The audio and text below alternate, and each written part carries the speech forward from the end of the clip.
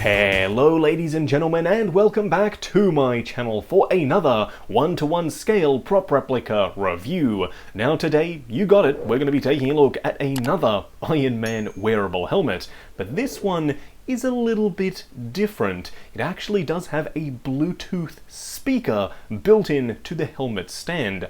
Most of the other helmets that we've already reviewed on the channel have had some of the functionality that this one has, but none of them have come with a display base, especially not one that incorporates a Bluetooth speaker. That's a really awesome touch. Now, I do believe this is an officially licensed product. All of the correct branding was on the box, and I did pick up mine from toyswonderland.com. A link for that will of course be down in the description below. They do have 12-month installment plans if you're a fan of paying off your figures and your helmets over time.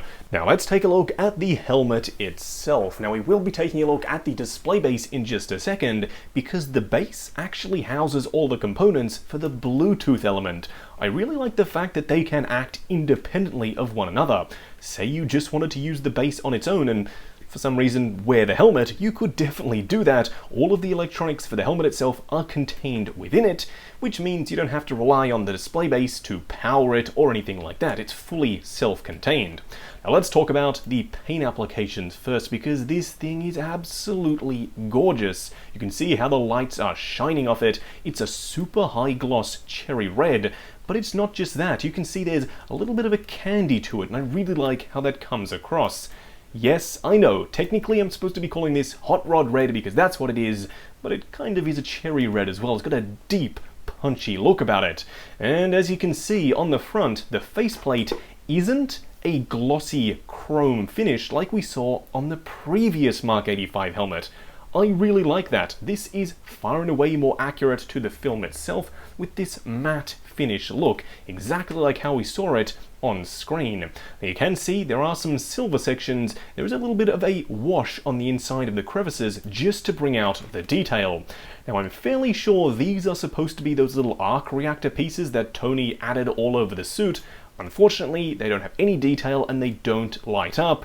But if that's the biggest crime of this release, then I'm going to be perfectly satisfied, but you'll have to let me know what you think of that down in the comments below.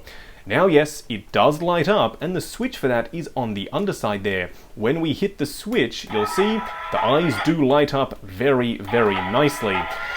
Unfortunately, you can't really see out of the lenses, giving you an idea of what it looks like from the inside. When you are wearing it, they're super bright. You can just barely make out what you're looking at, but it is very, very hard to see out of. But the effect on display looks absolutely awesome, and for me personally, I buy these pieces as display pieces, and that's why it doesn't really bother me. Now if you'd like to see me wearing this particular helmet, check out my most recent live stream. When it arrived, I actually did pop it on me noggin to give you an idea of what it looks like, the scale, the fit, and as I said, most recent live stream is the video where you can see that. Now it does have the usual Iron Man gimmicks. You can place your full palm on the side and the faceplate does open up. Initially in the live stream I didn't quite know how to get it working, but you do have to place your full palm on the side and it does close. It has another weird feature though. If you place your palm on the side and hold it there, as you'll see in just a second, it does have this really weird sort of alarm state. It's kind of difficult to trigger, but once you do it, you'll have to unfortunately restart the entire helmet to get it to go back to normal. Unfortunately, of course, we're videoing, so it doesn't want to do it, but you'll have to take my word for it if I can't get it to do it on camera here. I don't exactly know why they added this feature in there, but they did, and as I said, once you trigger it, you do have to completely restart the helmet. But, of course, once you do that, the eyes light right back up. Now, when you have the faceplate open, it actually has an interesting gimmick. I didn't even know that this was possible, because the eyes obviously do light up. All of these little posts on the inside are magnetic, so you can remove the faceplate. I'm, again, not entirely sure how they've done this. There's obviously some electromagnetic wizardry going on in there, but the interior of the faceplate looks absolutely gorgeous. Just check out all the detail in there. It's sculpted and also painted in this really nice gunmetal color.